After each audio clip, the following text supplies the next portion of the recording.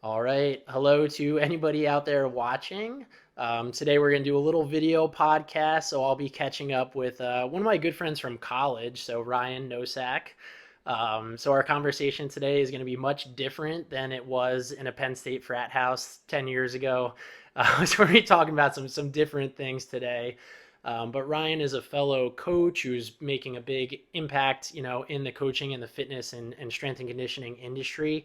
So we're gonna pick each other's brains a little bit and try to give out some good information on just what we've learned, since graduating college and having some experience now in the working world. So we'll just share some things that we've learned as far as health and strength, and just go a little bit back and forth. So for any of Ryan's listeners on his side that don't know me, Ryan and I both graduated from Penn State. We were both in the kinesiology program there. So since college, I went much more into personal training. So I spent the last 7, 8 years doing, countless one-on-one sessions and small group sessions where Ryan has gone in a much different direction. So Ryan, since, you've been working, where has your path taken you? Yeah, I started in the collegiate realm, the collegiate strength and conditioning, when we were juniors at Penn State. So I had the chance to intern with a lot of the athletic programs there, spent a lot of time under women's volleyball, softball, um, a lot of time with football, basically 2 years as an intern there. And being at Penn State and getting all these different types of experiences led me to basically wanting to be a collegiate strength and conditioning coach.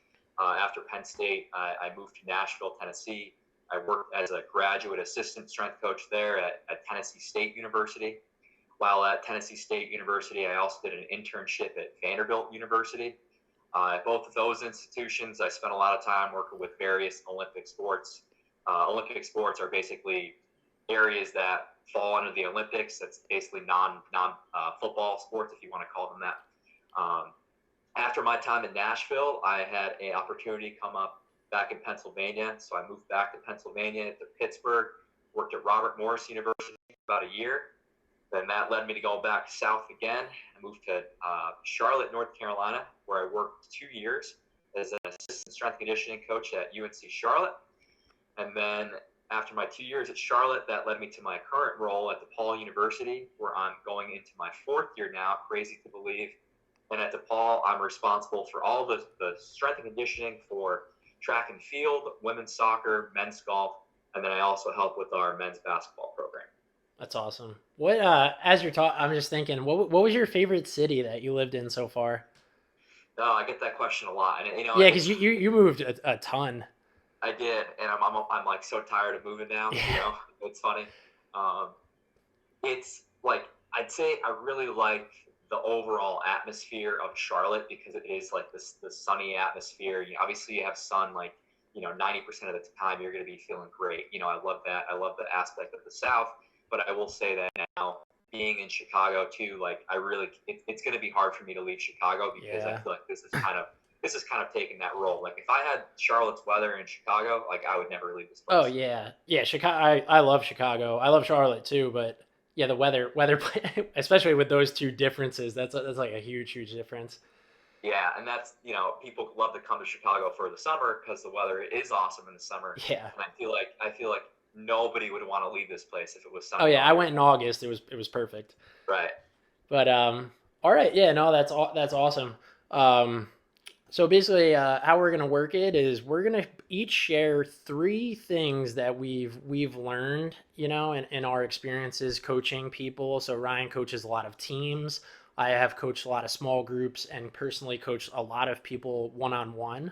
So we're just gonna share and compare kind of three lessons each that we've really, have hit home for us. And things that we've learned. So Ryan, I'll have you start so you could start, go in any direction that you want. Cool. And I'm sure you and I are going to probably share a lot of these similarities, but the first one I'd probably have to talk about is just how much of coaching is just a people driven business. And I think if we were to go back, 10 years into our classes at Penn State, we had such a good background of the sciences and what comes along with that. Your your biomechanics, your anatomy courses, all that stuff that's important into learning as a coach. But if you know all that, but you don't know how to communicate with somebody, you're not going to be effective as a coach. And I've witnessed that in multiple realms, in the team setting, with private clients that I also work with. It's just, number one, you have to be good with people. And I think when you're good with people, that allows you to be a better coach. 100%. Yeah, I've learned, as many books as I read and courses that I've taken. Yeah, if you can't get that information from your head out of your mouth into somebody else's head where it sticks, it really doesn't matter. So that's a great starting point. I would say my first one that I thought of was similar in a way, and it's that when it comes to your health, exercise is such a small component.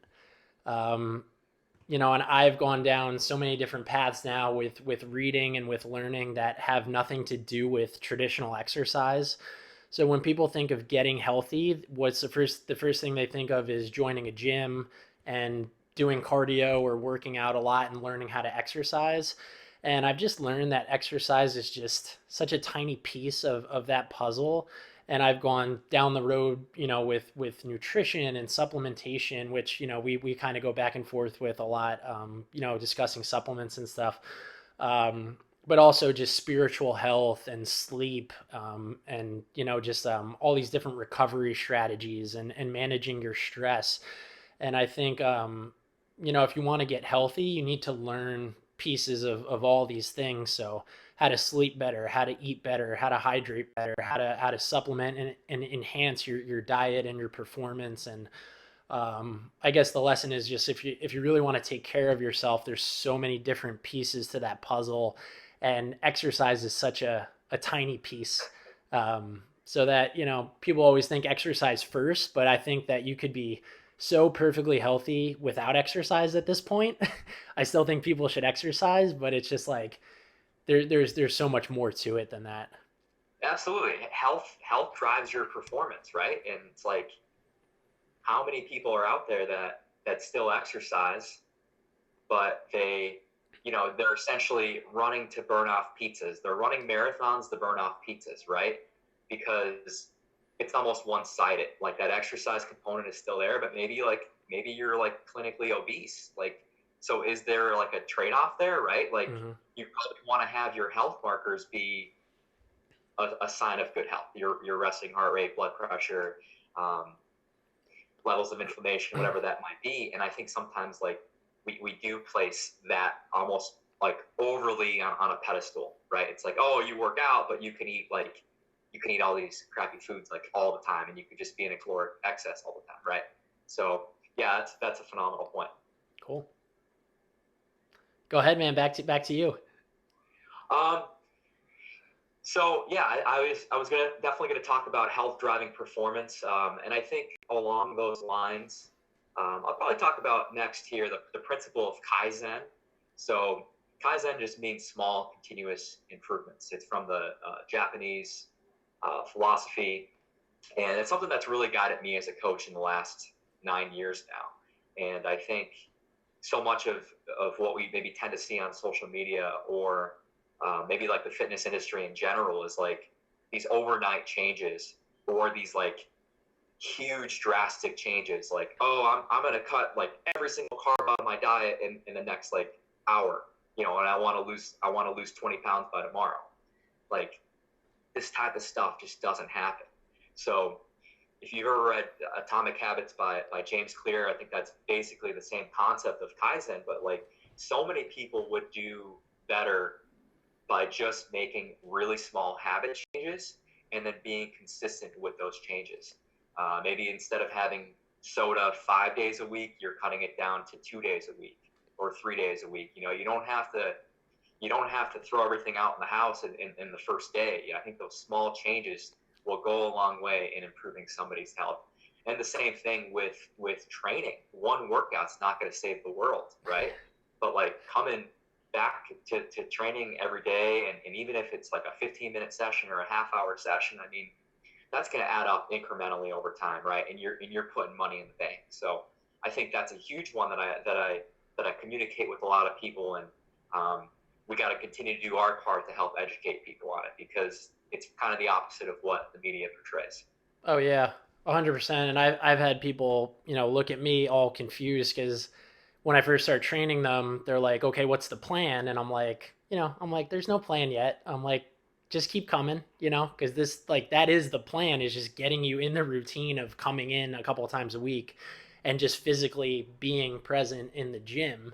And then like you said, you just take it one thing at a time. And like you said, the cumulative effect of just, if you did 3 push-ups a day, that's a thousand a year. You're going to be in a much better place than if you just try to make these huge changes, everything right at once, and just burn yourself out. So 100%, I would say just take it slow, and try, like you said, little incremental improvements over time. Um, so I think my second thing was, when you really, there's always a risk versus reward, and there's always a trade off when you're trying to improve on something. Um, so what I'm getting at is that, like, from a health standpoint, I think like diversification of your exercises and your routine is a huge component. So there's a lot of specialized sports out there, and when you drive towards a specialized sport, there's going to be some sort of trade off, and there's going to be some sort of risk versus reward. So I know you and I both in the past have done like some power lifting and some really heavy lifting. When you're driving towards being the strongest person out there, you're gonna have some trade offs that you're sacrificing on the back end. So I think when you get too specific, you're gonna be sacrificing something else, and there's gonna be some sort of trade off. So it's all about just weighing the risk of what you're doing versus the reward that you're gonna get. So I think the advice there is for people to not is to rotate and cycle through different types of chasing after different qualities and going through different routines and practicing different things and diversifying what you're doing to have a balanced and healthy approach to exercise or to sport or to anything else. So I think for your average person who's trying to live a healthy life, that's based around longevity and the quality of your life as you get older, I think it's about, balancing your ability to be strong, but to have endurance and have aerobic capacity and have flexibility, and all these different things, speed and strength and mobility. So you should cycle through different times in your life or different days where you're focused on all sorts of different things, as opposed to just falling in love with one thing and trying to constantly kind of chase after it. That's a great point, because I'd say, like, so many people, my experience with like powerlifting, we'll kind of talk about that quick, is that a lot of powerlifters just love to lift, but they seem to neglect the aerobic side of things, right? But if more powerlifters added in some walking or low level cardio, or maybe some rounds on an assault bike, some hit work throughout the week, I mean, it would make drastic changes to their health, right? And Yeah. then I also look at the other side of the spectrum, where like people who would just do endurance work all the time, and for them, their strength work is 20 bodyweight squats, right? Well, what happens over time is that 20 bodyweight squats no longer going to be strength work for them. So, and I would like to see the endurance people do more strength work, because that's such a huge component of it. So, I think that's a huge part of it, because you can't just be one-sided, right? You have to be multifaceted in all these areas of health. Totally.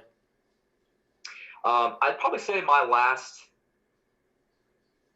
last thing I'd probably talk about is just having principles for training and coming back to those principles. So I think when people think about training, they always think about like methods, right? And it's like, well, I'm going to be doing German volume training, or I'm going to be doing, like, in my world, triphasic training is like really big, and people like love to get attached to methods rather than the principles that maybe guide adaptations. So I think that kind of comes back off your last point, because when you are chasing adaptations or you are principle based, you can have people do all these different things to elicit a similar result, right? If you want somebody to do aerobic training, you could have them go out and do steady state work. Or maybe you have them do HICT work, high intensity continuous training on a bike. Um, Maybe you have them do tempo runs, right? It's like all these different methods to elicit the same goal. But if you're always doing the same thing over and over again because you think that it's the only thing for that goal, your clients, your athletes, they're going to get bored. Adaptation's going to become stagnant. So like, I think that's a huge part for people, is to kind of like zoom out a little bit and know like, what am I really going for here? Am I going for strength? Am I going for hypertrophy? Am I going for endurance? And then build your training around those types of things. Yeah, I love that. Because when I was throughout my career, I've had like a lot of interns that have kind of shadowed and learned from me.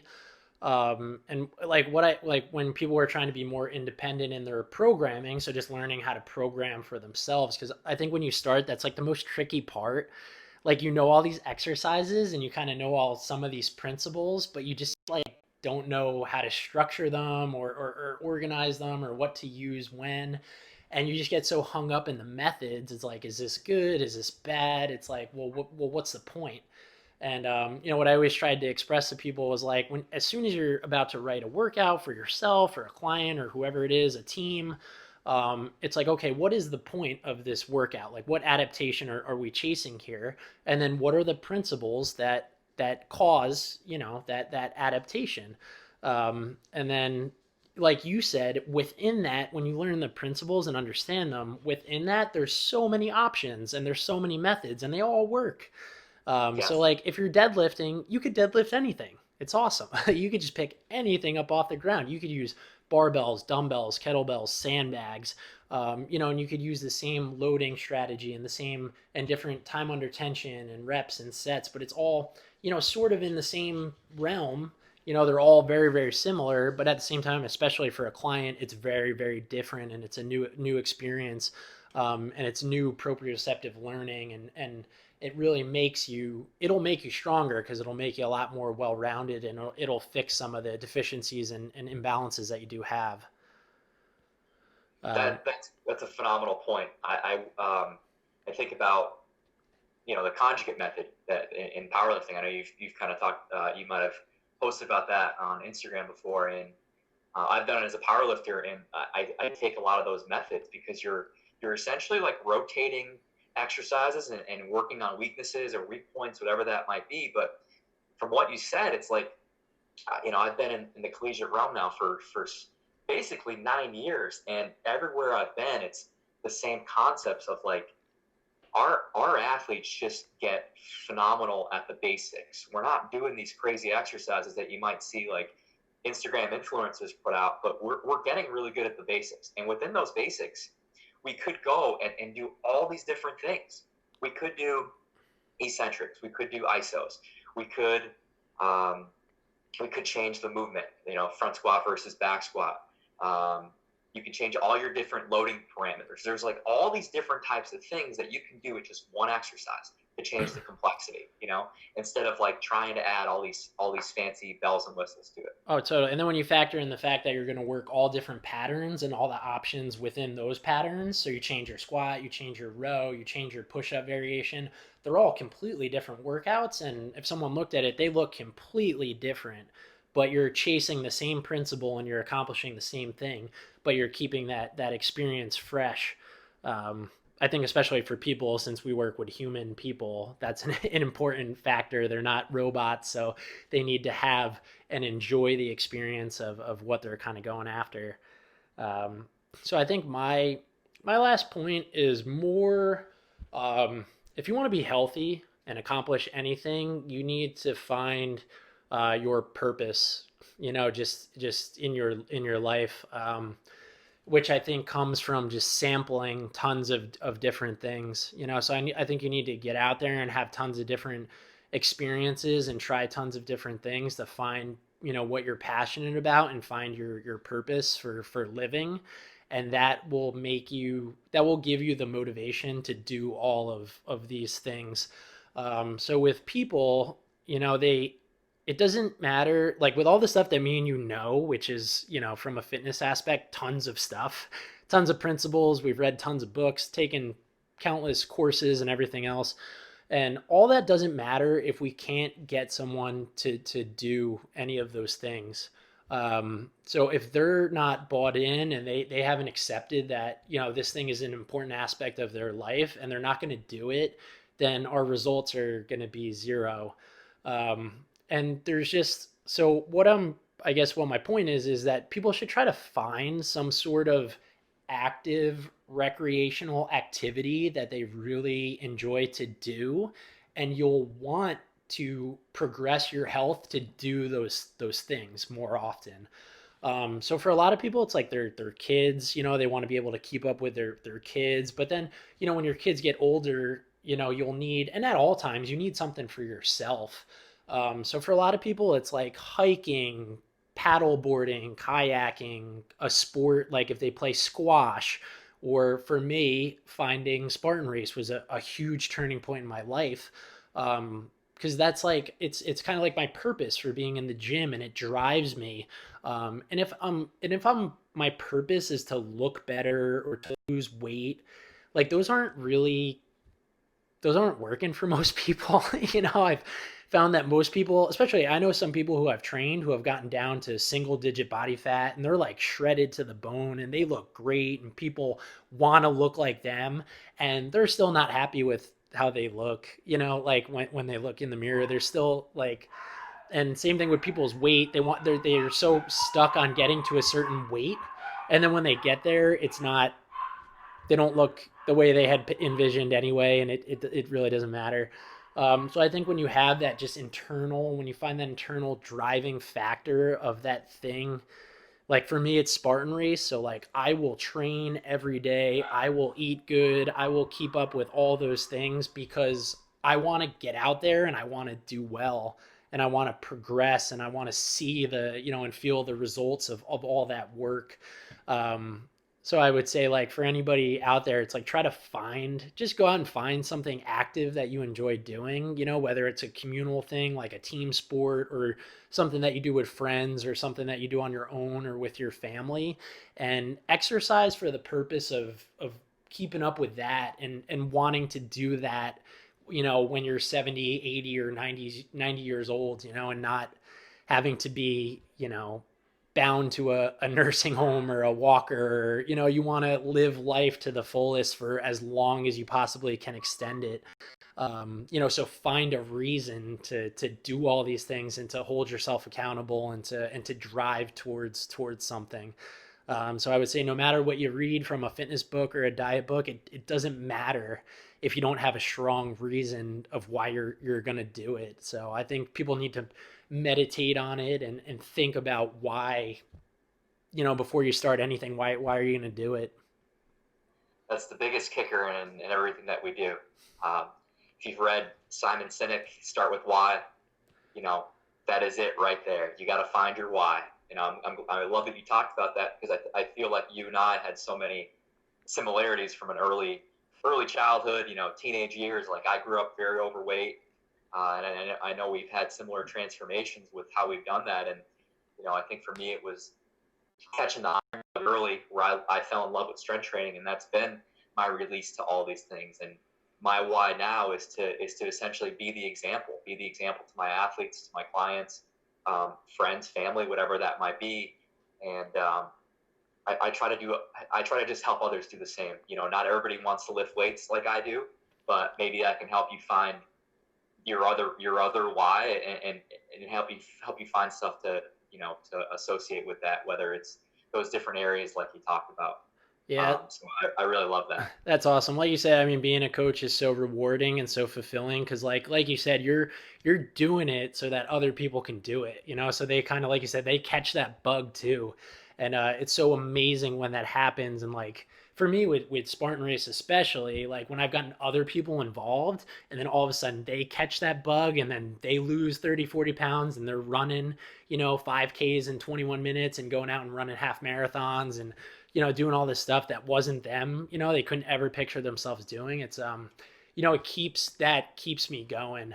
So that's the thing too. Like when you find those things, like pass it on to other people. You know what I mean? Try to get other people involved. And the more people you get involved, the more that community builds and the more everyone starts driving towards it and everyone holds each other accountable and pushes each other towards getting better, which becomes if I know you're probably involved in a lot of fitness based communities and stuff and people who meet up and do stuff. And especially when you're on a team, talk about a communal unit driving towards something. It is an amazing thing to witness.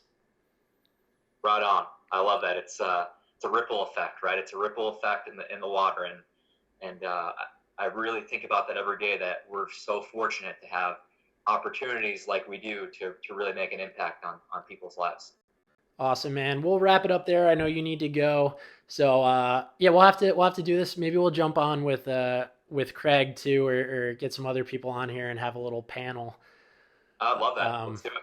but totally, yeah. Thanks for everyone who watched, and if you have any questions, feel free to comment, and we'll get back to you on whatever you need. But have a great rest of the day, man. And You I'll too. I'll talk to you soon. Sounds good. Thanks for having me on.